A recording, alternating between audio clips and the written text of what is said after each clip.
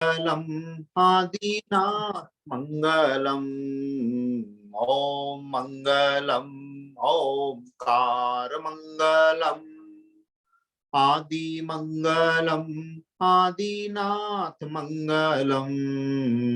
ओम मंगलम ओमकार मंगलम।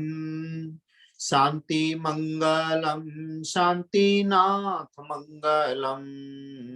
ओम मंगलम ओमकार मंगलम। शांति मंगलम शांतिनाथ मंगलम। ओम मंगलम ओमकार मंगलम। वीर मंगलम महावीर मंगलम। ओम मंगलम ओमकार मंगलम। वीर मंगलम महावीर मंगलम। ओम मंगलम ओमकार मंगलम। नमो मंगलम नमोकार मंगलम। ओम मंगलम ओमकार मंगलम। नमो मंगलम नमोकार मंगलम। ओम मंगलम ओमकार मंगलम।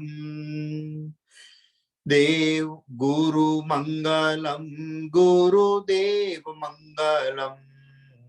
ओम मंगलम ओमकार मंगलम। गुरु मंगलम गुरुदेव मंगलम। ओम मंगलम ओमकार मंगलम। जैन मंगलम जैन धर्म मंगलम। ओम मंगलम ओमकार मंगलम। जैन मंगलम जैन धर्म मंगलम। ओम मंगलम ओमकार मंगलम। आदि मंगलम आदिनाथ मंगलम। ओम मंगलम ओमकार मंगलम। आदि मंगलम आदिनाथ मंगलम।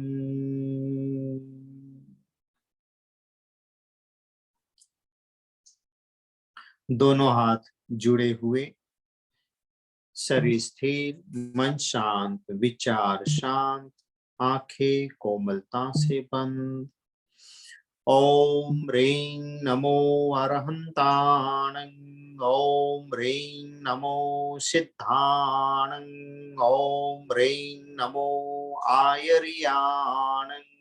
ओम ह्रीं नमो वज्झायाणं। ओम ह्रीं नमो लोये सब्बसाहूणं। एषो पंचन मुक्कारो सब्ब पावपणाशनो। मंगलानं च सव्वेसिं पठमं हवै मंगलम्। पठमं हवै मंगलम्। नमो मंगलमुक्तिस्थम् अहिंसा संयमो तवो। देवावितं नमन्सन्ति जस्य धम्मे सयामनो। जस्य धम्मे सयामनो। परम आराध्य देव के श्री चरणों वंदन, सदगुरु के पावन चरणों वंदन। अध्यात्म प्रेम भाइयों बहनों,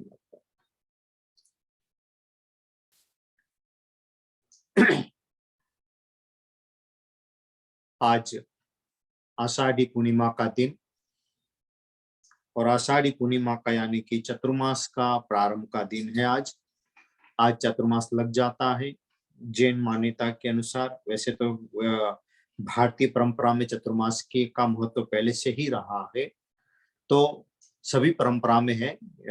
वैदिक परंपरा के अंदर भी चतुर्मास का महत्व है और जैन परंपरा के अंदर तो चतुर्मास का विशेष रूप से महत्व है, क्योंकि 4 महीना तक साधु साध्वी जो होते हैं वो भ्रमण विचरण करते नहीं है। तो ये वर्षा काल जो होता है वो वर्षा काल के अंदर में धर्म आराधना करने का सर्वश्रेष्ठ टाइम होता है। तो आषाढ़ी पूनम और साथ में गुरु पूर्णिमा का दिन, बुद्ध पूर्णिमा भी कहते हैं, गुरु पूर्णिमा भी हम कहते हैं, क्योंकि बुद्ध की आज निर्वाण दिन है, तो इसलिए बुद्ध पूर्णिमा माना गया है। और गुरु पूर्णिमा भी इसलिए क्योंकि आज का दिन गुरुओं को महत्व देने का एक दिन है। हमारे जीवन में गुरुओं का कितना महत्वपूर्ण स्थान होता है, ये तो वही जान सकता है जिनको गुरु का मार्गदर्शन मिलता है और अपने जीवन में आगे अग्रसर होता है, वही जानता है। और गुरु का महत्व वो भी जान सकता है जिसके जीवन में गुरु का अभाव रहने से आदमी कहां से कहां भटक जाता है, तो वो भी समझता है कि गुरु का होना कितना आवश्यक होता है। तो गुरु का महत्व और आज चतुर्मास का प्रारंभ, इन सबको आध्यात्मिक रूप से अपने आप को भावित करते हुए हम आगे बढ़ रहे हैं। गुरु के अंदर मैं पहले बात कर चुका था, अभी थोड़ी देर पहले हमारा भक्तामर का सेशन था, उसमें हमने बात की थी। जीवन में 3 लोगों का हमारे जीवन में बहुत महत्वपूर्ण योगदान होता है, जिसको हम गुरु के रूप में मानते हैं। सबसे पहले हम माता पिता को, जो हमें जीवन का ज्ञान करवाते हैं, हमारी सारी देखभाल करते हैं, जो बिना स्वार्थ के, बिना अपेक्षा से आप हमें बचपन में उस रूप में तैयार करते ताकि हम इस जीवन की और दुनियादारी की जो समझ ही हमारे अंदर आ जाए, तो उस रूप में हमारे को तैयार भी करते हैं, उस लायक बनाते हैं। और इसलिए माता पिता का एक तो जन्म का ऋण तो होता ही है, उसके अलावा उनके द्वारा जो हमें शिक्षा दी जाती है वो निस्वार्थ भाव की होती है। वो कभी किसी अपेक्षा से हमें शिक्षा या आगे बढ़ाते नहीं है, तो ये महत्वपूर्ण उनका स्थान होता है। दूसरा जो है हमारे शिक्षक का स्थान, जो हमारे स्कूलों में हम जो ज्ञान प्राप्त करते हैं, क्योंकि स्कूलों का ज्ञान का जो प्राप्त कराते शिक्षक जो है हमारे लिए बहुत महत्वपूर्ण होता है। वो हमें दुनियादारी की चीजों का ज्ञान करवाते हैं, जिसके अंदर हम भाषा का ज्ञान भी करते हैं, विज्ञान का, गणित का, भूगोल का, इतिहास का, न जाने और कितने प्रकार के ज्ञान आजकल के जमाने में चल रहे हैं।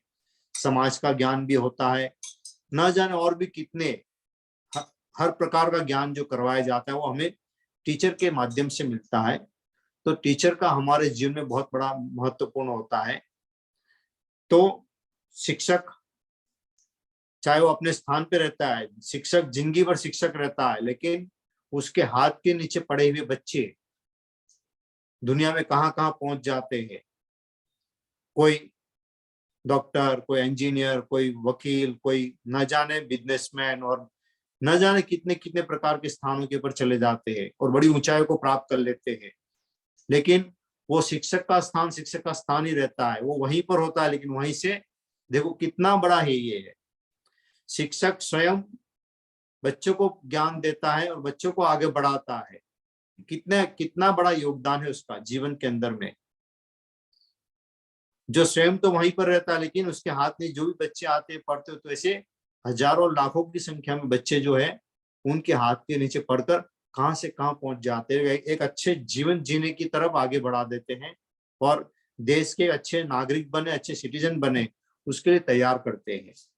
तो शिक्षक का महत्व तो बहुत बड़ा माना जाता है, क्योंकि एक शिक्षक का अगर गलत तरीके से पढ़ाना भी जो है वो बहुत बड़ा एक विद्यार्थियों के जीवन को अंधकार में डाल देता है।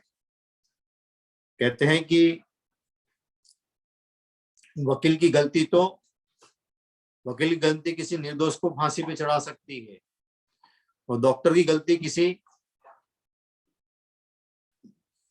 जो बीमार नहीं व्यक्ति को कभी कभी मृत्यु की शैया पे लेटा जाएगा, गलत तरीके से दवाई दे दी तो वो उसी में लेता है। लेकिन एक शिक्षक की गलती जो है पूरे राष्ट्र को भारी पड़ती है। एक शिक्षक की गलती जो होती है वो पूरे राष्ट्र को भारी पड़ती है। क्यों? ये गलत शिक्षा कर टीचर पढ़ाता है तो उससे राष्ट्र का पूरा अहित हो जाता है। तो इसलिए गुरु का हमारे जीवन में, शिक्षक का बड़ा महत्व है। तीसरे में हमारे जो आध्यात्मिक गुरु, जिसको हम धर्म गुरु भी मानते हैं, तो उसका ही महत्व है, वो हमें आत्मिक ज्ञान की तरफ आगे बढ़ाता है। जीवन के संसार का, जीवन का ज्ञान माता पिता देते हैं, और दुनियादारी का ज्ञान जो है वो स्कूल का हमारे को शिक्षक गुरु देते हैं। और आध्यात्मिक ज्ञान जो है वो हमें आध्यात्मिक गुरु देते हैं, सदगुरु देते हैं, जिन्होंने सर्वथा संसार का त्याग कर दिया है, सर्वथा संसार का, यानी कि किसी प्रकार का मोह नहीं रखा है जिन्होंने, और वही आपको इस जीवन रूपी अंधकार यानी कि संसार रूपी अंधकार से अध्यात्म रूपी प्रकाश की तरफ ले जाता है, उसको कहते हैं गुरु। गु का मतलब अंधकार और रू का मतलब प्रकाश। जो अंधकार से प्रकाश की ओर ले जाए उसका नाम है गुरु। यानी कि संसार का एक भौतिक जगत के अंदर में जो भी कुछ हो रहा है, इस आखिर में है तो कोई काम का नहीं है, ठीक है, आवश्यकता के हिसाब से हम काम में ले, लेकिन सर्वथा जीवन वही नहीं है, उससे परे भी एक जीवन है जिसका नाम है अध्यात्म, जहां परम सुख शांति आनंद मिलता है। क्योंकि संसार का जो पदार्थ है, संसार का जो सुख है वो क्षणिक है, वो परमानेंट नहीं है। मकान लेने से सुख होता है, लेकिन मकान लेने के बाद फिर उसके साथ उनकी देखभाल भी करना, उसके पीछे बहुत सारे खर्चे भी होते हैं। गाड़ी लेना अच्छा है, सुविधा का है, लेकिन गाड़ी के पीछे भी फिर देखभाल को बहुत करनी पड़ती है। तो ये सारे एक बार क्षणिक सुख तो दिखते हैं, लेकिन उसके पीछे खर्चे भी लगे रहते हैं। लेकिन अध्यात्म का सुख ऐसा है जो एक बार प्राप्त कर लिया तो उसके बाद फिर कोई दुख नहीं है, फिर तो ना जन्म मरण का चक्र है, ना फिर इस संसार में वापस आने का चक्र है। तो वो सुख जो है उसकी प्राप्ति हो, उसके लिए प्रयत्न करना चाहिए। खैर, तो ये आज गुरु पूर्णिमा के अवसर के ऊपर आप सभी को गुरु पूर्णिमा की शुभ शुभ मंगल कामनाएं, शुभकामनाएं। आपके जीवन में, अपने जीवन के अंदर आध्यात्मिक रूपी एक आत्मिक गुरु की प्राप्ति हो और उसके द्वारा जीवन में आगे बढ़े, ये मंगल कामना कर रहे हैं। अब हम चल रहे हैं अपने विषय के ऊपर, आ रहे मूल कि हम डे टू डे लाइफ में धर्म का आचरण कैसे करें। डे टू डे लाइफ में धर्म का आचरण कैसे करें, उसके ऊपर हम बात कर रहे हैं। तो आज प्योरली हम जैन धर्म के ऊपर जाने का प्रयास करेंगे, जिसके अंदर में डे टू डे लाइफ के अंदर अगर आपको धर्म प्राप्त करना है तो हमारे यहाँ पर इस अवसरपणी काल के अंदर में भगवान ऋषभ देव से लेकर भगवान महावीर स्वामी तक की जो परंपरा रही है, और उस परंपरा के अंदर हम क्या कहते हैं, इस भगवानों को बोलते हैं तीर्थंकर। क्या बोलते हैं? तीर्थंकर। जिसको तीर्थंकर एक नाम कर्म का बंध है। ये क्या है? ये नाम कर्म का बंध है। और उस नाम कर्म का बंध किसके साथ में है? उस उनके जीवन से जुड़ा हुआ है। वो तीर्थंकर भी तभी कहलाते हैं जब वो तीर्थ की स्थापना करते हैं। जब वो तीर्थ की स्थापना करते हैं तब वो तीर्थंकर कहलाते हैं। तो भगवान ऋषभ देव से लेकर भगवान महावीर स्वामी सभी हम तीर्थंकर उसको क्यों बोलते हैं? क्योंकि वो जब भी अपने ज्ञान की प्राप्ति करते हैं उसके बाद सबसे पहला काम जो होता है वो तीर्थ की स्थापना करना। तीर्थ की स्थापना, और तीर्थ की स्थापना के बाद ही ये धर्म का रथ जो है वो चलता है। तो रथ होता है तो आप देख जानते हैं, आगे 2 छोटे पहिए होते हैं और पीछे 2 बड़े पहिए होते हैं, 4 पहिए होते हैं। और उस पर रथ की जो सवारी होती है वो टिकती है और उसके द्वारा हम आगे बढ़ते हैं। वैसे तो पूरा रथ का विस्तार किया जा से तो जिसमें 5 घोड़े भी लगते हैं। तो 5 घोड़ों की रथ की सवारी जो होती है, यानी कि 5 इंद्रियों का विषय है। ये 5 इंद्रियों को जो वश में कर ही आदमी इस रथ की सवारी कर सकता है। तो ये विषय जो है ये उपमा की दृष्टि से, लेकिन उसको अगर जीवन में देखा जाए तो बहुत बड़ा अर्थ भी निकलता है। क्योंकि वो 5 घोड़े जो है उसकी लगाम आपके हाथ में रहनी चाहिए। इंद्रियों की लगाम जो है आपके हाथ में रहनी चाहिए। ऐसा नहीं हो कि आप इंद्रियों के वश होकर जीवन को कहीं भटका दे। क्योंकि बिना लगाम का घोड़ा जैसे होता है, उसका कोई निश्चित दिशा नहीं होती है, वो कहीं भी भटका दे सकता है, कहीं भी ले जा सकता है। लेकिन जब लगाम लगी हो तो वो आपके मन चाहे दिशा में जाएगा, घूमेगा, रुकेगा, सब कुछ करेगा। तो हमारी इंद्रियों के ऊपर भी उस तरह की लगाम का होना बहुत जरूरी है। तो ये धर्म रूपी रथ जो है इसका सारा मेन आधार जो हमारी इंद्रियां है। तो खैर, तो इस अवसरपणी काल के अंदर में भगवान ऋषभ से लेकर भगवान महावीर स्वामी की परंपरा, और उस परंपरा के अंदर अंतिम तीर्थंकर प्रभु महावीर स्वामी के समय की बात करते हैं, जब भगवान महावीर स्वामी को केवल ज्ञान हुआ। और केवल ज्ञान होने के बाद उन्होंने पहले देशना दी, लेकिन वो कहते हैं कि वो देशना फ्लॉप गई। उन्होंने उस समय प्रवचन दिया, लेकिन वो प्रवचन क्या हुआ, फ्लॉप गया। क्यों फ्लॉप गया? क्योंकि उनकी उस सभा के अंदर में देवता आए, संवत्सरण की रचना की, जीव भी आए। कौन से? जो जंगल के जानवर थे वो सारे आए, शेर भी आया, हाथी भी आया, घोड़ा भी आया, जो भी जो जानवर थे वो सारे आए, छोटे से छोटा जीव भी आया, लेकिन कौन नहीं था? तो उस सभा के अंदर में मनुष्य नहीं था। उस सभा में कौन नहीं था? मनुष्य नहीं था। तो भगवान ने देशना तो दी, क्योंकि तीर्थंकर का नियम होता है, वो जैसे ही ज्ञान होता है, केवल ज्ञान की प्राप्ति होती है, तो सबसे पहले वो देशना करते हैं। तो उनकी सबसे पहली देशना जो थी वो फ्लॉप गई। क्यों फ्लॉप गई? क्योंकि उस समय में कोई भी मनुष्य वहां पर, मनुष्य की जाति वहां पर नहीं थी।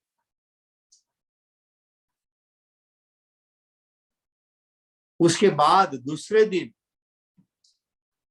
जब भगवान की देशना हुई, तो उस देशना के अंदर में सबसे पहले आए, क्योंकि जब भगवान उस नगर के बाहर पधारे तब संवत्सर के देवताओं के द्वारा रचना भी हुई, भगवान विराजे, और जैसा ही कार्यक्रम देने का प्रारंभ किया, और उस समय इंद्रपुति गौतम आए। पहले जो ब्राह्मण थे वो आए, बोले कि ये कौन है देवता जो बोले आज मेरे हवन में आने की जगह बोले कि और जगह क्यों जा रहे हैं, ऐसा तो कौन आ गया नगर में?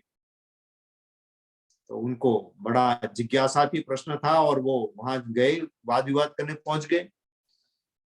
तो वाद विवाद करने क्या गए, वो तो जैसे वाद विवाद करने लगे, इतनी देर में तो वो उनको देख के ही समर्पित हो गए। उनके प्रश्नों का उत्तर भगवान ने स्वयं बता दिया, तो वो सुनकर ही वह समर्पित हो गए, और वहीं पर उन्होंने अपने 500 शिष्यों का दीक्षा ले ली। तो गौतम स्वामी वहां दीक्षित हो गए, उनके पीछे उनके भाई आए, इंद्रपुति आए, वो भी 500 शिष्य लेकर आए थे, वो भी हो गए। तो ऐसे करते करते करते बहुत सारे लोग आए, और उसी समय भगवान ने सबको दीक्षित भी किया और सबको संघ में स्थापित किया। यानी कि वो तीर्थंकर बने। तीर्थंकर कब बने? जब जैसे ही दीक्षित हुए, तो उस समय में उन्होंने देशनाएं भी दी। तो देशना देने के साथ साधु साध्वी और श्रावक श्राविका, साधु साध्वी और श्रावक श्राविका, ये दो चतुर्विध धर्म संघ बनाई।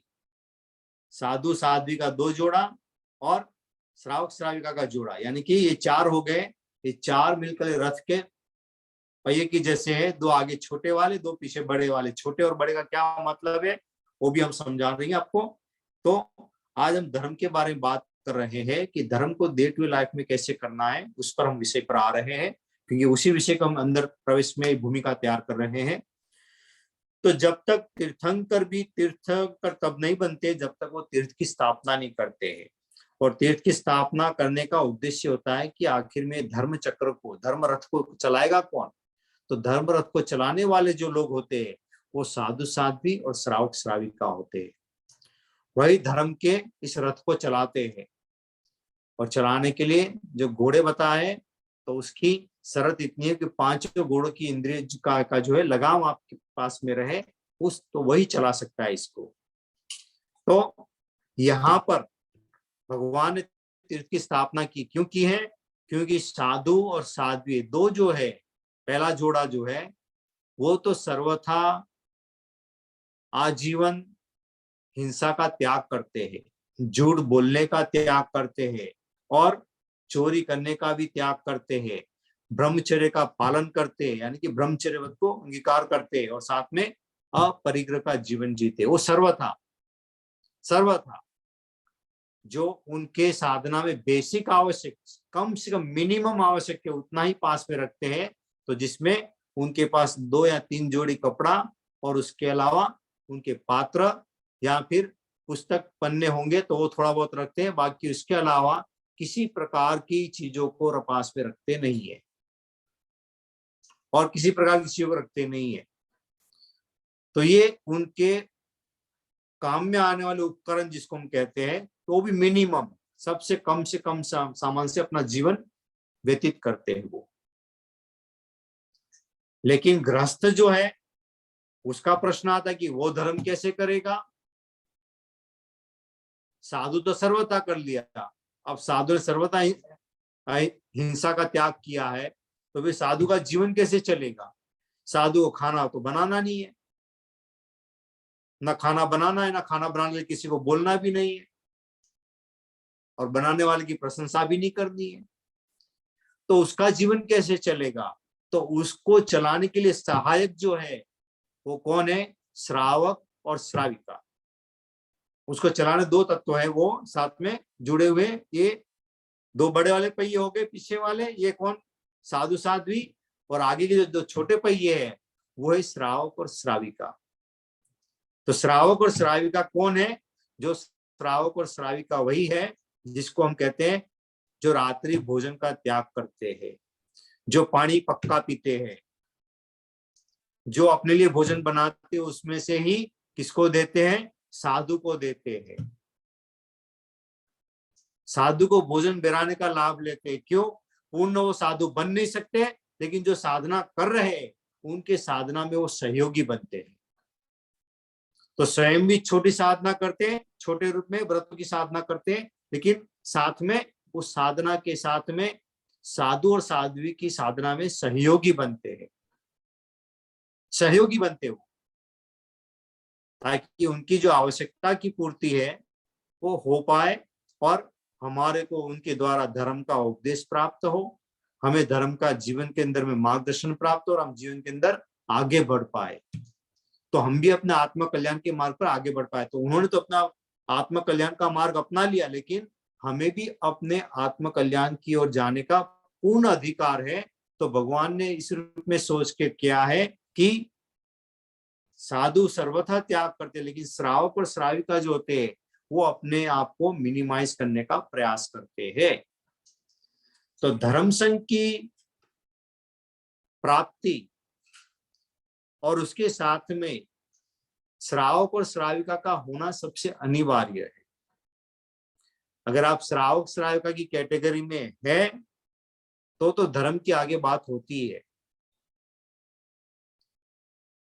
श्रावक श्राविका अगर बनते नहीं हो और आप मानो कि संवत्सर का प्रतिक्रमण भी करते हो तो कोई इसका मतलब नहीं है।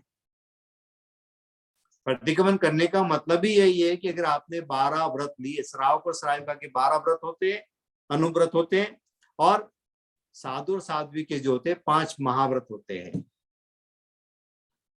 तो 12 व्रत आपने में से जो भी आपके मन के मुताबिक आपने लिया हो, जो भी मन के मुताबिक आप जितना भी जैसे भी हो वो लिया हो, और उसमें अगर दोष लगता है या नहीं भी लगता है तो उसके लिए प्रतिक्रमण करने का प्रावधान है। अगर व्रत लिया नहीं है और आप प्रतिक्रमण करते हो तो वही है हाथी स्नान के बराबर है। हाथी जैसे स्नान करता है, फिर बाहर निकलता है, वापस गंदगी उठाता है सूंड में और वापस शरीर पे डाल देता है, वो हाथी स्नान हो गया और कुछ नहीं है। तो वो प्रतिक्रमण का स्नान वही कर सकता है जो 12 व्रत अंगीकार करता है, यानी कि 12 व्रतों में से जितना भी अंगीकार करता है तो श्रावक की कैटेगरी में आता है। तो डे टू डे लाइफ के अंदर धर्म करने की भगवान ने एक बड़ी सिंपल सी व्यवस्था बताई है, बड़ी सिंपल है। इसके लिए कोई आपको समय लगाने की जरूरत भी नहीं है, ज्यादा समय लगाने की जरूरत नहीं है। उसके लिए तो आपको केवल आपके दिमाग मस्तिष्क में उतना ध्यान में रहना चाहिए कि मुझे ये व्रत लेना है, और व्रत लेने के बाद में इसकी पालना अच्छी तरह से करना है। बस एक बार आपने कर लिया, उसके बाद उसको केवल आपको अपनी स्मृति में रखना है। फिर कई व्रत आप साल भर के लेते हो, कहीं 2 साल के लेते हो, कहीं 5 साल के लेते हो, और कई व्रत ऐसे होते हैं जिसको आजीवन लेने का होता है। आजीवन का मतलब है जीवन पर्यंत। तो जीवन पर्यंत वाले व्रत कौन से होते हैं? तो जीवन पर्यंत वाले व्रत होते हैं कि मांस मदिरा पान का मुझे सेवन नहीं करना है, उसका त्याग है सर्वथा। सर्वथा त्याग वो लेना पड़ता है। ऐसा नहीं कि आप बोले कि जैन धर्म में तो मेरा तो जन्म हो गया तो हमारे यहाँ तो खाते ही नहीं है तो मुझे कोई व्रत करने की जरूरत नहीं, लेकिन आपको उसके लिए व्रत लेना ही पड़ेगा, आपको लेना पड़ेगा वो, तब जाके वो आप उस व्रत की कैटेगरी में आओगे, नहीं तो नहीं आओगे। तो वो त्याग लेना बहुत जरूरी है, ध्यान रखना।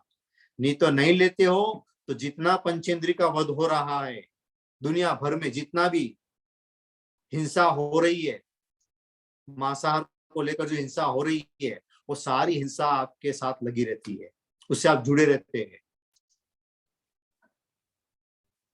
मदिरापान, जुआ, या फिर ये जो सारे व्यसन जिसको हम कहते हैं, वो सारे व्यसन जो जिनको सर्वथा त्याग करना होता है, क्योंकि जैन धर्म के नियम के हिसाब से उसका सर्वथा त्याग करना जरूरी है।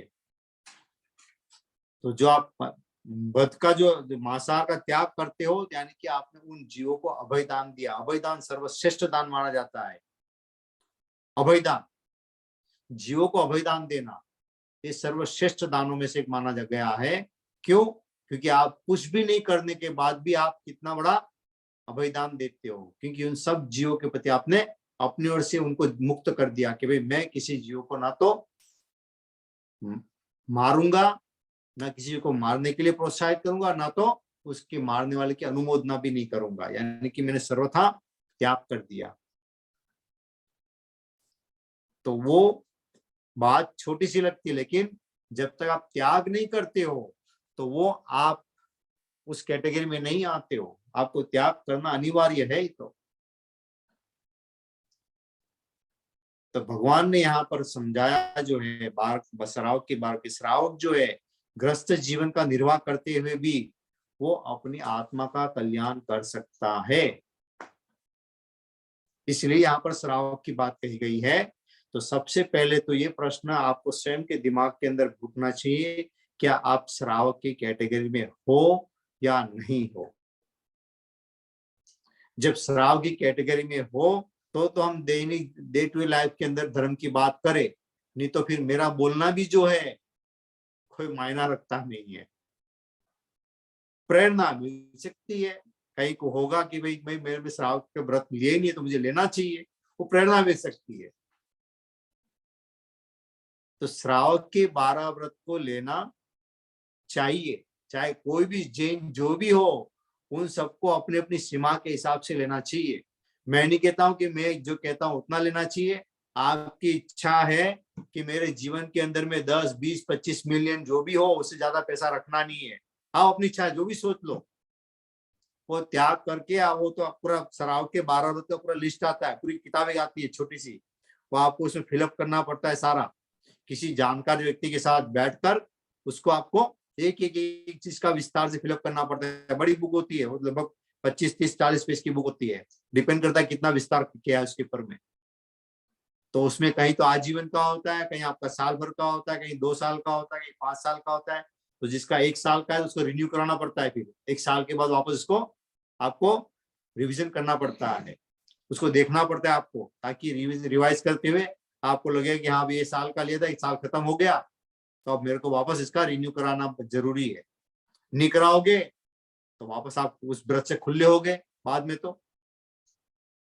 तो ये सारी चीजें जो है ये तभी संभव है कि डे टू लाइफ के अंदर धर्म की जब बात कर रहे हैं, तो डे टू लाइफ के अंदर धर्म करने का अधिकार भगवान महावीर स्वामी ने दिया है कि आप खाते पीते उठते बैठते चलते सब कार्यों में आप धर्म कर सकते हो। आचार्य तुलसी के पास में एक राजनेता आया था, उसने कहा कि आचार्य जी, बोले मैं तो धर्म कर नहीं सकता। आचार्य ने कहा, किसने कहा कि आप धर्म नहीं कर सकते? बोले मेरे पास टाइम ही नहीं, मैं कैसे धर्म करूं? आचार्य ने कहा, इसके लिए कोई टाइम की जरूरत थोड़ी है, कोई इसके लिए कोई टाइम की जरूरत नहीं है। आप एक काम करो, आप ऑफिस में जाते हो?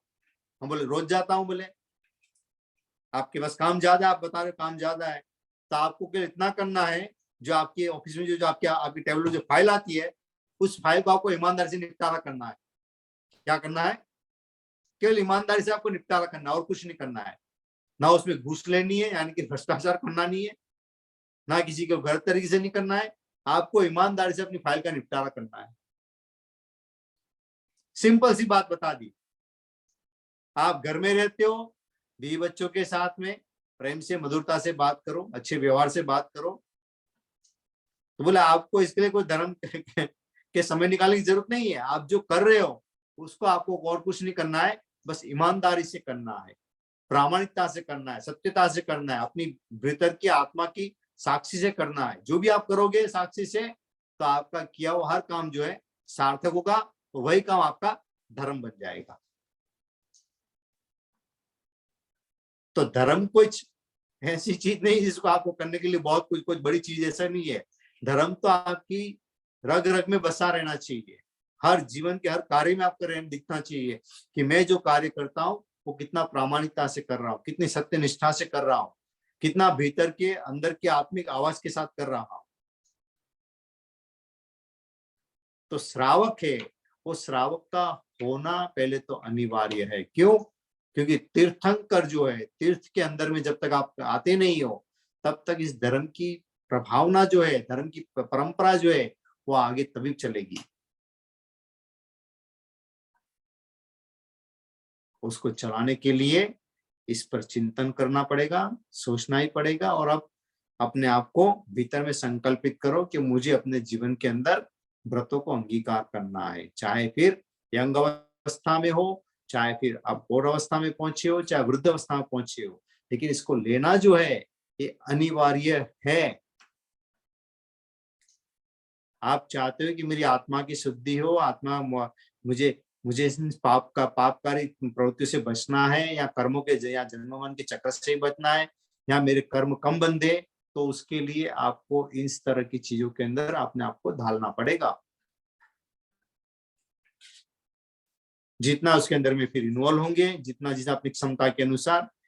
और काफी लोग करते भी, ऐसी बात भी नहीं करते, जो अपनी स्वयं की आवश्यकता की पूर्ति कम कर देते हैं, यानी कि अपने स्वयं के लिए जो काम में आने वाली चीजें उसमें से वो अपने आप को दूर करने का प्रयास कर लेते हैं।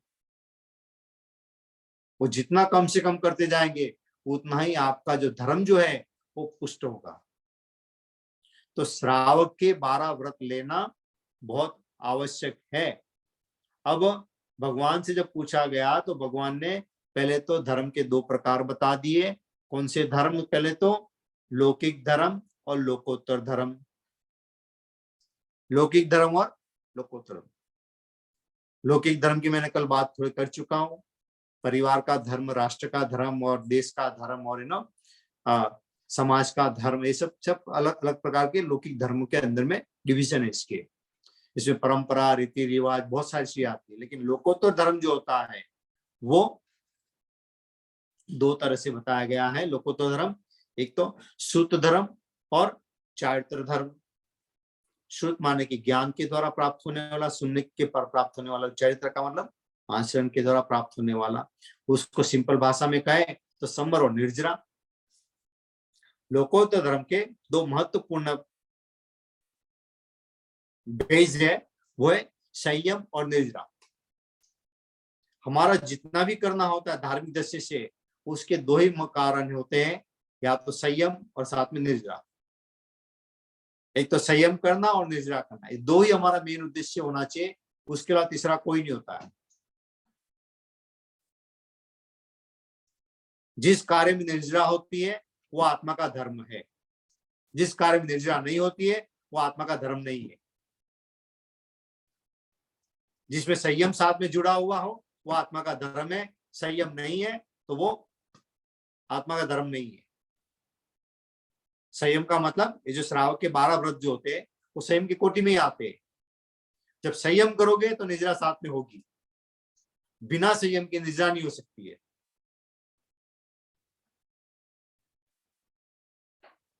तो ये 2 जो है मेन बेस है हमारे, संयम और निद्रा। जो भी हम करते हैं धार्मिक रूप में, कहते हैं हम धार्मिक में मैं धर्म करता हूं। तो धर्म करने के अंदर में जिस कार्य में संयम पहले हो और साथ में निर्जरा साथ में हो, वही कार्य आपको भगवान की आज्ञा में है, बाकी नहीं है। इसलिए भगवान ने इस धर्म को समझाने की 5 उपमाएं बताई है। धर्म की पहचान के 5 लक्षण दिए हैं। ये धर्म है कि नहीं, इसकी पहचान के 5 लक्षण बताए। सबसे पहले कहा त्याग में धर्म है, भोग में धर्म नहीं है। किसमें धर्म है? त्याग में। त्याग, आप जानते हैं हम लोग वो इसका शब्द का बहुत प्रयोग करते हैं। हम कहते हैं ना आज उपवास का पचखान लेना है। पचखान का मतलब क्या होता है? एक प्रकार का त्याग ही है कि मैं भोजन खाने का त्याग करता हूं। तो ये जो त्याग शब्द है ये क्या चीज है क्या? एक आदमी ने कहा कि मुझे रात में मैं कच्चा पानी नहीं पीऊंगा, कच्चा पानी पीने का मुझे क्या है, त्याग है, यानी कि पक्का पीऊंगा। तो क्या वो कच्चा पानी पीने का त्याग कर दिया, तो कच्चे पानी को तो अभयदान दे दिया, चलो समझ में आ गया, ठीक है ना। तो लेगा तो पक्का पानी कितना लेगा, एक लिमिट दायरे में होगा, चलो 5 लीटर 10 लीटर जो भी मान कर चलो, तो उतना ही पानी लेगा काम में, अपने पीने के, धोने के आदि सब काम में। अब वो जो 10 लीटर जो पानी ले रहा है, तो क्या वो पीना उसका धर्म है क्या? उसका वो पानी पीना जो है वो धर्म है क्या? आप सोचना अपने आप में, अंदर में आपने सोचा तो बहुत कुछ होगा दिमाग के अंदर में। एक तो कच्चे पानी पीने का त्याग किया, तो कच्चे पानी को तो उन्होंने अभयदान दे दिया, बात समझ में आती है। अब जो पक्का पानी जो है जितना बनाया है वो पीता भी है, तो क्या वो पीना जो है वो धर्म है क्या?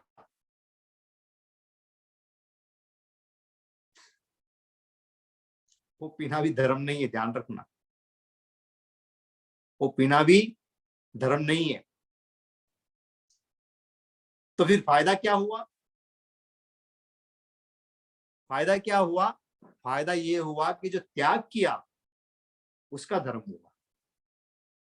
जो पानी भोग रहे, आप शब्द पकड़ना, त्याग धर्म है, भोग धर्म नहीं है। जो पानी भोगा जा रहा है, यानी कि पानी जो लिया जा रहा है, वो धर्म नहीं है। लेकिन जो त्याग बीच में किया, जो इधर कच्चे पानी और पक्के पानी बीच में जो किया ना, भेद रेखा बना दी कि भाई त्याग है, तो त्याग जो किया वो महत्वपूर्ण है। वो जो भोगा जा रहा है वो महत्वपूर्ण नहीं है, क्योंकि वो तो पापी है, वो तो पापी कहलाएगा। क्योंकि गृहस्थ का खाना पीना उठना बैठना चलना जो भी है वो सब पापकारी है। एक आदमी ने कहा कि मैं रात्रि भोजन नहीं करूंगा, त्याग लेता हूं, तो अब रात को भोजन तो नहीं कर रहा है और दिन में भोजन कर किया, तो क्या दिन में भोजन करना उसका धर्म हो गया ना? वो धर्म नहीं हुआ, उसे त्याग किया वो धर्म हुआ। तो त्याग धर्म है, भोग अधर्म है, ये भगवान ने बताया है। तो त्याग की जो भेद रेखा जो है ना बीच में बड़ी बारीक है, वो आपको पता नहीं चल रहा है। जो बीच में त्याग करते हैं वो महत्वपूर्ण है। तो पहली बात। दूसरी, आज्ञा धर्म है, अनाज्ञा अधर्म है। जिसमें भगवान की आज्ञा है, करने की आज्ञा है, तो भगवान ने संयम धर्म, निर्जला धर्म करने की आज्ञा दी है। अनशन करने की, उणोदरी करने की, भिक्षाचरी, रस परित्याग, कायक्लेश, प्रतिसलिलता, प्रायश्चित, विनय, व्यावच्य, स्वाध्याय, ध्यान और विचरण। सामायिक, स्वाध्याय, ध्यान और विचरण सामायिक भी है इसमें 9वें नंबर पर। तो ये 12 जो प्रकार बता है निजरा के, उसके आज्ञा है भगवान की। उसके अलावा नवकारसी, पोरसी, पूर्मादि जिसे हम कहते हैं, वो भी सारा उसी के अंदर, आज्ञा के अंदर आता है। क्यों? वो अनशन के प्रकार के अंदर आता है। तो ये सारी चीजें जो है, त्याग जहां पर है वहां उसके साथ जुड़ा हुआ है ये। तो आज्ञा धर्म है, अनाज्ञा धर्म है। जिसे भगवान ने आज्ञा दी है कि हाँ ये करने से धर्म है और ये करने से धर्म नहीं है, तो जहां पर भगवान की आज्ञा है उसको तो करना चाहिए, भगवान की आज्ञा नहीं है उसको नहीं करना चाहिए। नंबर 3, संयम धर्म है, असंयम अधर्म है। संयम, जितना संयम करो उतना आपका धर्म है। असंयम अधर्म में आएगा। तो जितना जितना संयम करते जाओगे अपनी जीवन के अंदर में, फिर खाने का हो, कपड़े का हो, अपने सामग्री काम में आने वाले की हो, मकान हो, गाड़ी हो, जितना भी हो, जितनी लिमिट सीमा के अंदर में आप संयम कर सकते हो, यहाँ तक आने जाने का भी संयम जितना भी आपका कर सकते हो, कितनी दिशा तक जाना कितना नहीं जाना वो भी आप संयम जितना कर सको, ऊपर में जाने का नीचे में जाने का, तो ये जितना आप संयम करोगे, सीमित करोगे, उतना आपका धर्म है। बाकी उसके अलावा अधर्म है, असंयम है। तो हमें संयम के अंदर रहना चाहिए। और चौथी बात है, उपदेश धर्म है, बल प्रयोग धर्म नहीं है। क्या है? उपदेश धर्म है, बल प्रयोग से धर्म नहीं होता है। अगर मानो किसी को आप जबरदस्ती उपवास करवा दो, किसी को जबरदस्ती उपवास करवा दो, धर्म हो गया क्या? वो धर्म नहीं है। उसको समझाया जाए कि भाई उपवास करने से क्या फायदा, उपवास क्यों करना चाहिए, किस लिए करना चाहिए, उसको समझाया, उपदेश दिया उसको, और उसकी समझ में आया, और फिर बाद में उपवास करता है अपनी अपनी अंतरात्मा को साक्षी मानकर, तो वो धर्म होता है। तो उपदेश धर्म है, बल प्रयोग धर्म नहीं है।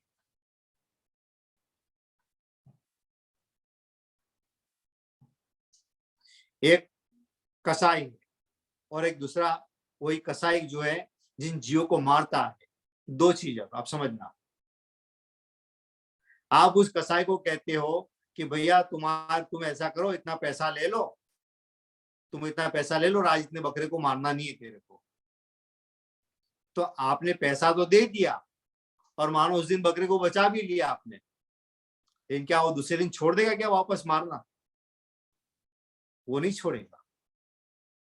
लेकिन उसकी बजाय आपने उस कसाई को ही समझाया अच्छी तरह से कि उसको मारने से हिंसा होती है, पाप लगता है, जीव इस तरह से कष्ट भोगता है। जैसे तुम्हारे को अगर उंगली काट देता है, तुम्हारे को अगर कष्ट होता है, कितना चिल्लाते हो, दर्द करते हो, तो तुम तो जिस जीव को मार देते हो तो उनको कितना कष्ट होता होगा। तो उनको समझाना, उपदेश देना अच्छी तरह से, और वो बात उसके गले से ऐसी उतर जाए और वो कहता है कि मैं आजीवन के लिए किसका त्याग करता हूं? जीव हिंसा नहीं करूंगा। तो कौन सा धर्म हुआ आपका? उस आपने जीवों को पैसे देकर बचाया, वो धर्म बड़ा है या ये धर्म बड़ा है? एक जीव ने आजीवन के लिए जीवों को मारने का त्याग ले लिया।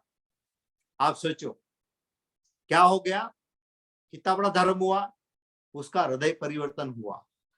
जब हृदय परिवर्तन होता है उपदेश के द्वारा, और उससे जो स्थायी धर्म जिसका आता है, वो धर्म है। ना कि आप बलपूर्वक उसको पैसा भी दे दिया और आपने कहा कि नहीं मारना है, तो वो धर्म नहीं होता है। ऐसा प्रयोग किया था, आपको पता होगा किसने किया था?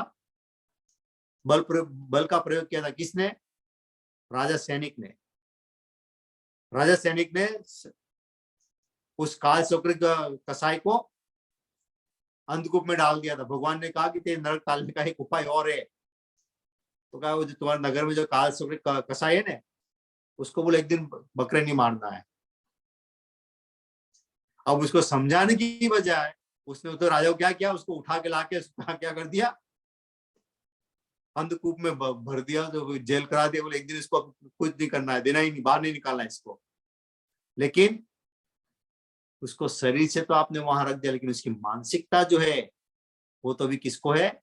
मारने की, जीवों को। तो उसने क्या किया, अपने मैल उतारा और दली बनाई मैल की, और कहा कि देखो एक मारा मैंने, ये दूसरा पाड़ा मारा मैंने, ये तीसरा मारा, ऐसे करते करते।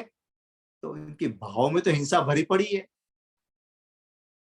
तो बल प्रयोग करने से कभी धर्म नहीं होता है, उपदेश से धर्म होता है। उसको समझाना, उसका हृदय परिवर्तन कराना, वो सबसे बड़ा धर्म है, वो सबसे बड़ा धर्म है। तो हम जो मान्यता लेकर चलते हैं कि हाँ ऐसा करने से वो धर्म हो गया, वो करने से धर्म हो गया, नहीं, वो धर्म नहीं है। भगवान की आज्ञा में ही नहीं हो। तो क्योंकि संसार में हर जीव को अपने अपने हिसाब से जीने का अधिकार है। संसार के हर जीव अपने अपने कर्मों के अधीन जीवन जीते हैं। उसमें हमें किसी में इंटरफेयर करने की जरूरत नहीं है। आपका इंटरफेयर करना कभी कभी नुकसानकारी भी बनता है, ध्यान रखना। आप सोचते हैं कि मैं बचाने का प्रयास करूं, लेकिन आपका बचाना जो है कभी कभी घातक भी होता है। इसलिए आपको अपनी ओर से कोई ऐसा प्रयास करने की जरूरत नहीं है। भगवान कहते हैं समता धारण करो। आपकी नजर के सामने भी इस तरह की कोई चीज अगर बनती है तो आप उसमें क्या करो, समता धारण करो। आप अगर क्षमता हो तो आप किसी को उपदेश के माध्यम से दो शब्द कह सकते हो कि भैया तुम इसको ऐसा नहीं कर सकते, ऐसा नहीं करना चाहिए, ऐसा समझाना का प्रयास कर सकते हो उपदेश के माध्यम से। लेकिन बल जबरी से नहीं हो सकता है। तो ये भगवान ने कहा है कि उपदेश धर्म है, बल प्रयोग धर्म नहीं है। और पांचवी बात कही, अनमोल धर्म है, मूल्य से प्राप्त होने वाला धर्म नहीं है। कौन सा है?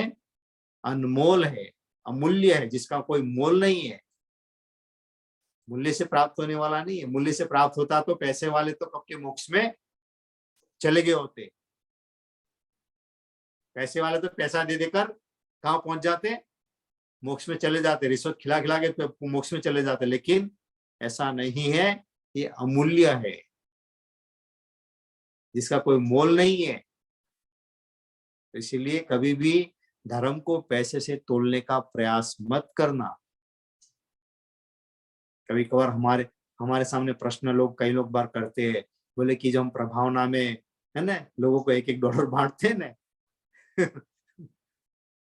उसको धर्म में मानना नहीं है, उसको धर्म में नहीं माना है। क्यों?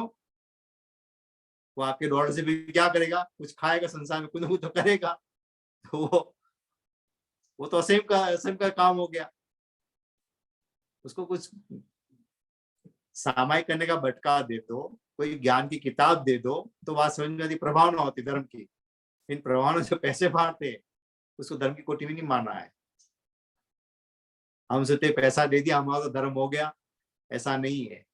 ऐसा होता तो पैसे वाले कब के मोक्ष में चले गए होते, लाइन लगी होती है ना पैसे वहां पर ऐसा नहीं होता है, ये अमूल्य है।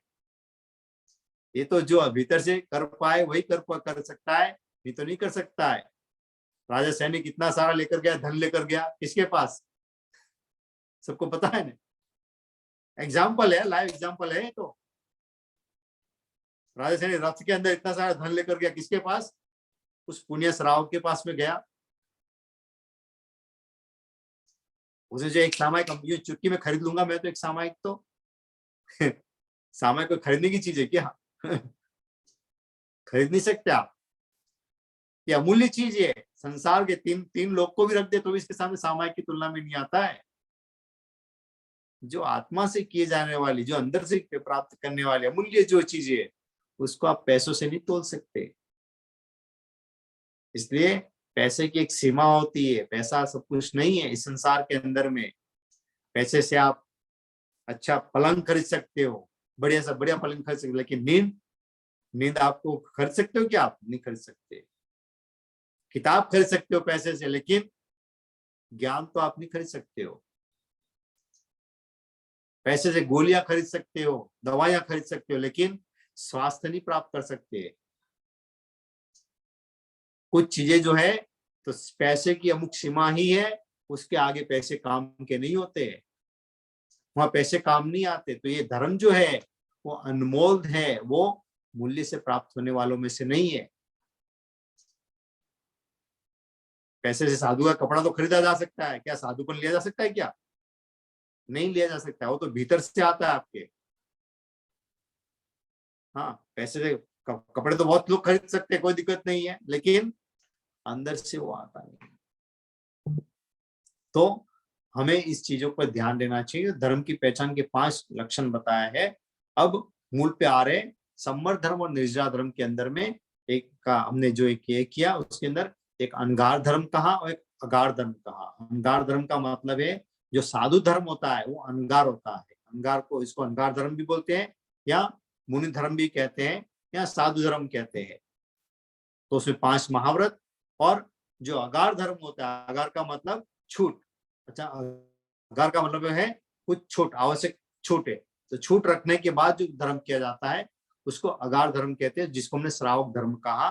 तो श्रावक धर्म के 12 प्रकार है, जिसमें 5 तो वही है जो भगवान के बताए हुए जो महाव्रत के अंदर में, उसी को हम अनुव्रत कहते हैं, है ना। तो उधर में अहिंसा महाव्रत, सत्य महाव्रत, अचूर्य महाव्रत ऐसे बोलते हैं। तो यहाँ पर अहिंसा अनुव्रत, सत्य अनुव्रत, आचर्य अनुव्रत, ब्रह्मचर्य अनुव्रत और अपरिग्रह अनुव्रत।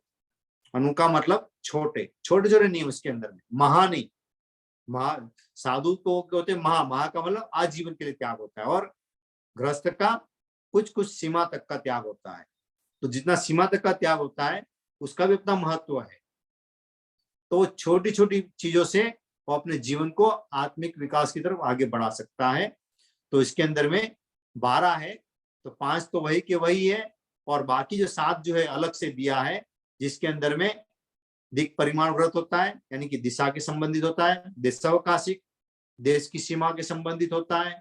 फिर भोगोपभोग परिमाण, जो खाने में काम आता है, भोग और उपभोग, एक बार खाने में काम आता है उसको भोग कहते हैं, और बार बार जो काम में आती है चीजें उसको उपभोग बोलते हैं। एक बार काम में आने चीज को भोग बोलते हैं, और बार बार काम में आती है उसको उपभोग बोलते हैं। जैसे कपड़े बार बार काम में आते हैं, मकान बार बार काम में आते हैं, तो उसकी भी एक सीमा होती है। तो उसका वर्ग अनर्थ अनर्थ दंड विरमण, अनर्थकारी दंडों के अंदर, अनर्थकारी जो जहां पर हिंसा होती है उन चीजों के अंदर इन्वॉल्व नहीं होना, उसको अनर्थ दंड कहते हैं। और फिर सामायिक व्रत, रोजाना सामायिक करना भी एक श्रावक का कर्तव्य होता है। रोजाना एक सामायिक करनी चाहिए बनने वहां तक। अगर करे तो बहुत अच्छी बात है, नहीं तो कम से कम आज के समय के हिसाब से बात करें तो सप्ताह में एक सामायिक तो अवश्य कर ले, अवश्य करें, तो जिससे आपकी समत्व की साधना जो है वो पुष्ट होती रहे और आगे जीवन के अंदर मार्गदर्शन मिलता रहे। कि एक दिन कम से कम 48 मिनट के लिए साधु की तरह जीवन में रहना। दिन में 48 मिनट केवल साधु की तरह जीवन में रहना, बिल्कुल साधु की तरह। जैसे साधु संयमित होता है वैसे ही रहना, जो दूसरे कार्य में पड़ना नहीं, संसार के किसी कार्य में पड़ना नहीं, तो वो करना चाहिए। अगर आप रोज नहीं कर पाते तो सप्ताह में कम से कम एक बार तो अवश्य करना चाहिए। फिर मैंने कहा देशावकाशिक, देश की सीमा करना, और पोषद उपवास, ज्यादातर श्रावक को एक पोषद उपवास का व्रत भी करना चाहिए। खास करके 14 के लिए विधान है, हमारे 8वें 14 के लिए विधान होता है कि हो सके तो श्रावक को एक पोषा करना है। पोषा का मतलब है 12 घंटा या 24 घंटे के लिए साधु के रूप में रहना। 12 या 24 घंटा, या तो सुबह सूरज उगने से लेकर शाम को सूर्यास्त तक, या सूर्यास्त से लेकर सुबह सूर्योदय तक। तो अष्ट प्रहरी भी बोलते हैं या 4 प्रहरी बोलते हैं। अष्ट प्रहरी का मतलब दिन और रात मिलाकर अष्ट प्रहरी होता है, और 4 प्रहरी का मतलब सुबह से लेकर शाम तक, या तो भी शाम से लेकर सुबह तक। तो पोषण उपवास भी करना। और 12वां जो यथासम्य भाग, यानी कि साधु को अगर हो सके तो अपने हाथ से अपने अपने हिस्से में से, भोजन में से साधु को भोजन देना, ये भी श्रावक का बहुत ही बड़ा एक व्रत है। तो उसमें ही लाभ लेना चाहिए, क्योंकि साधु को दान देना अपने आप में बहुत बड़ा माना गया है। श्रावक के लिए बहुत ही बड़ी बड़ी चीज होती है। और कहीं इंडिया में तो श्रावक होते हैं, मैंने देखा है, उनका तो उसी रूप में त्याग ही होता है कि जब तक कोई साधु को बहराएंगे तब तक मुंह में भोजन पानी नहीं डालना। उनका नियम होता है। कई लोगों का दर्शन के बिना भोजन पानी मुंह में डालना नहीं है। कहीं का जब तक साधु को बाहर नहीं बहरा है तब तक वो अपना भोजन नहीं करते। ऐसे संकल्प वाले लोग भी है, आज भी है, ऐसा नहीं है। तो ये भोजन देना जो है साधु को, बहुत बड़ा दान होता है। अब आप सोचो यहाँ पर तो हमारे को तो मिलता नहीं, कैसे करेंगे? तो इसके लिए आप भावना कर सकते हैं। बैठ के भोजन की थाली सामने रख ली, भोजन आपका आ गया, आंख बंद किया, नौकार मंत्र बोला, तो नौकार मंत्र के साथ में भावना करें कि मेरा भोजन शुद्ध सात्विक है और ये यथोचित है, यानी कि साधु के यथोचित, यानी कि साधु को देने योग्य है। तो मैं इस भोजन को साधु को दूं, ऐसा मेरा भाव रखना। और रखने के बाद फिर नौकार मंत्र बोल के फिर भोजन को त्याग करें। यानी कि मैं कोई संयमी जीव आए तो मैं इसको अपना भोजन बहराऊं, ये मुझे सौभाग्य प्राप्त हो, ऐसी भावना करना। ये अपने आप में भावना करने से भी आपका भोजन का हिस्सा साधु के हिस्से में चला गया, क्योंकि भाव से हम धर्म कर सकते हैं। कुछ धर्म जो हम भाव से कर सकते हैं, इसलिए हमारे कहते हैं भावे भावना भाविये, भावे दीजिए दान, भावे धर्म आराध्य, पामे पद निर्वाण। भावना से, है ना, भावे भावना भाविये, भाव से भावना भाव कि कोई संयमी जीव आए और मैं इसको अपने हिस्से में से भोजन दूं, कि मेरा भोजन शुद्ध सात्विक है, यथोचित है, यानी कि जो साधु को देने योग्य है, और मैं इसमें से अपना हिस्से में से उस भोजन को, ये भावे भावना भावी, भावे दीजिए दान, भाव से आप दान दे दो। तो भावे, सारा भाव से, अपने भीतर के भाव से अगर करेंगे तो आपको पामे केवल ज्ञान, केवल ज्ञान मिल जाता है। भावना करने से भी केवल ज्ञान मिल जाते हैं। कितने जन्मों के, अनंत जन्मों के कर्म भी जो है वो टूट जाते हैं। जब वो टूट जाते हैं तो आप आराम से अपने मोक्ष का मार्ग प्रशस्त हो जाता है उसका। तो भाव है केवल भाव परिनिर्वाण, मोक्ष प्राप्त कर लेता है। तो इस श्रावक के 12 व्रत जो है ये अनिवार्य है, ये डे टू डे लाइफ के लिए हमारे जरूरी है, जितना आप इसमें से संयम कर पाओ। और उसके अलावा भी कहा गया है, 14 नियम बताए गए हैं श्रावक के, 14 जो प्रतिदिन के नियम धारने के होते हैं, वो भी अगर पालन करते हैं तो सबसे बढ़िया है। तो इन सब के लिए आपको कहीं जाना नहीं पड़ता है। जैसे आपने एक बार भोजन कर भी लिया, नाश्ता सुबह आपने अच्छे तरह से किया, अब आपको एक भोजन और दूसरे भोजन के बीच में आपको पता है कि लोग 5 घंटे तक आपको खाने की जरूरत पड़ती नहीं है, कम से कम 5 घंटे तक तो आपको खाने की जरूरत पड़ती नहीं है। बीच में पानी की छूट रख लो, चलो पानी की छूट रख लो बीच के अंदर में, बाकी का 4-5 घंटा जो है आप क्या करो, तीनों आहार का त्याग कर दो। जहां आपने त्याग कर दिया वहां आपका धर्म हो गया। अब आपको 5 घंटा कुछ और दूसरा कुछ भोजन मुंह में डालना नहीं है, आपका एक संकल्प भी मजबूत हो गया कि नहीं मुझे 5 घंटा कुछ खाना नहीं है। तो आप कहीं पर चले भी गए, किसी के वहां मिलने गए, उसे कहा भैया आपको कुछ खाना आपके सामने रख दिया, आप कहोगे भाई मेरे तो भाई त्याग है। आपने त्याग बोल दिया, अगला आदमी फोर्स भी नहीं करेगा आपको, तो आपका धर्म का धर्म भी हो गया, आपका स्वास्थ्य भी अच्छा हो गया। क्यों? कि बार बार खाओगे तो स्वास्थ्य बिगड़ेगा, स्वास्थ्य बिगड़ेगा तो और तरह की समस्या बढ़ जाएगी फिर। तो आपका संयम भी हो गया, धर्म भी हो गया, स्वास्थ्य भी आपका सुरक्षित रह गया, और अगला दोबारा आपको कभी ज्यादा मनोहर करेगा नहीं। वो जानते हैं ये तो त्याग करते तो आपको मनोहर ज्यादा करेंगे नहीं फिर इस हिसाब से। तो इसमें आपके बहुत सारे चीजों से आप बच सकते हैं, और बहुत सारे आपके जीवन के अंदर फायदे करते हैं आपको। दोपहर का भोजन किया, आपको वापस फिर 4-5 घंटे तक कोई खाना नहीं है कुछ भी, फिर एक भोजन को डाइजेस्ट होने 5 घंटा कम से कम लगता है। तो 5 घंटे आपने मान कोई खाना का तो त्याग कर दिया, पानी की छूट रख सकते हो, पानी चाहे तो फिर आप आधा पौने घंटे बाद कभी कभी थोड़ा थोड़ा बहुत पिया करो, कोई दिक्कत नहीं है, वो छुट्टा रखो।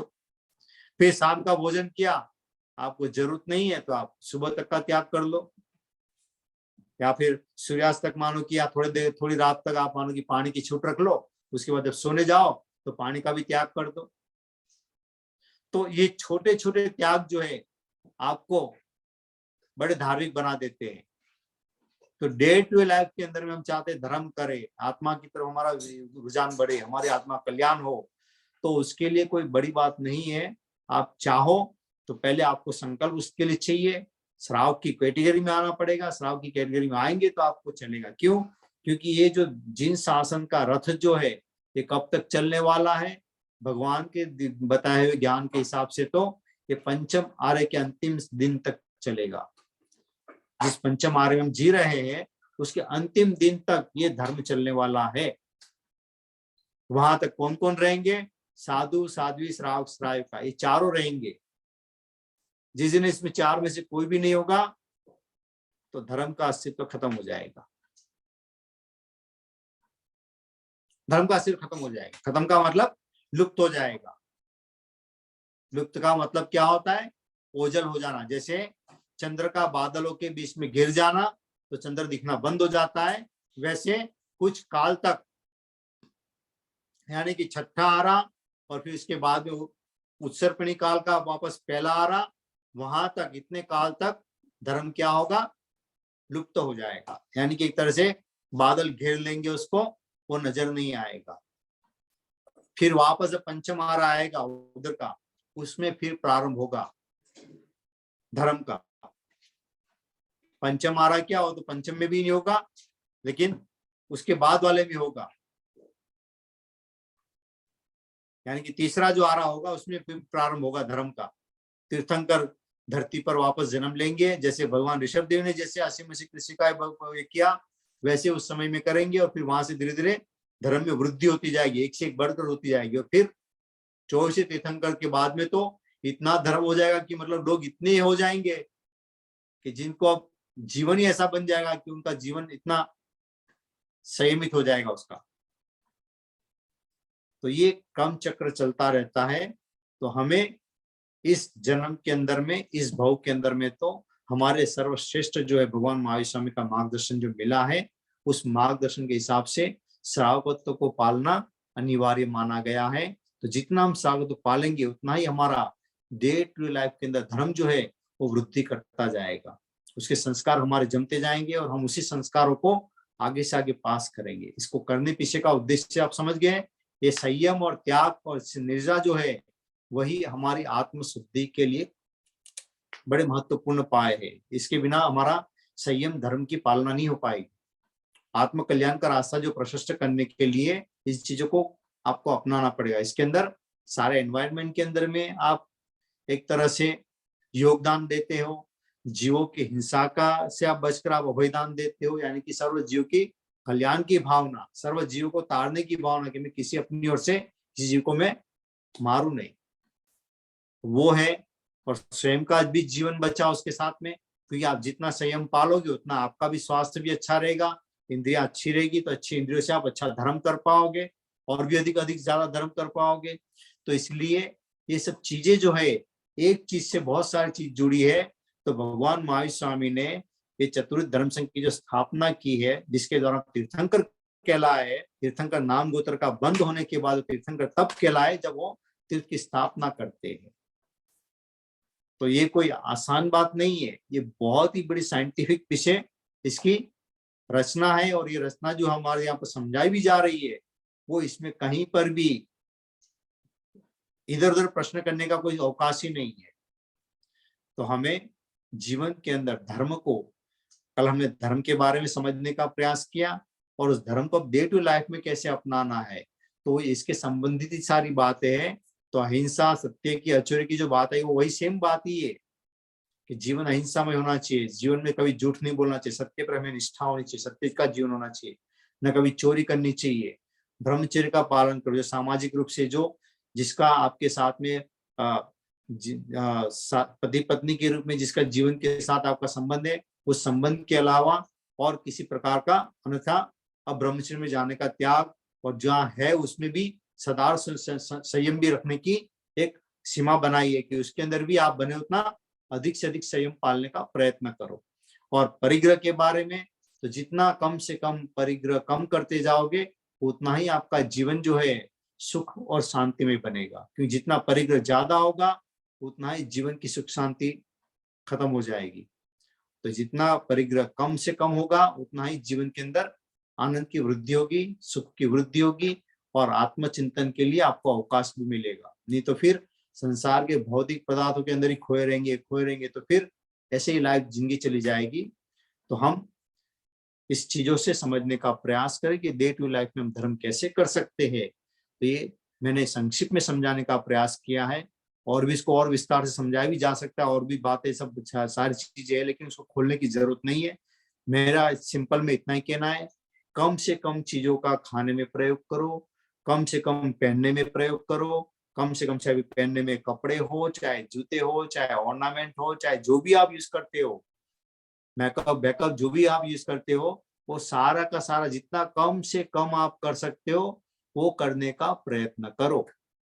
आपके आसपास में काम में आने वाली चीजें भी है, जितना कम से कम उसमें से कर सकते हो वो करने का प्रयास करो, क्योंकि ज्यादा जितना बढ़ाओगे उतनी ज्यादा समस्या होगी। तो जितना कम से कम होता जाएगा उतना ही आपका दिमाग शांत भी रहेगा, ना इसका बोझेशन रहेगा, ना टेंशन रहेगा कि उसका भी संभाल नहीं किया, ये नहीं किया, वो नहीं किया। तो सारी चीज से बचते हुए आप अपनी मानसिक शांति, भीतर का आनंद की वृद्धि होगी और धर्म के अंदर आपका मन फिर अच्छी तरह से आगे लगेगा और आगे कर भी पाएंगे आप।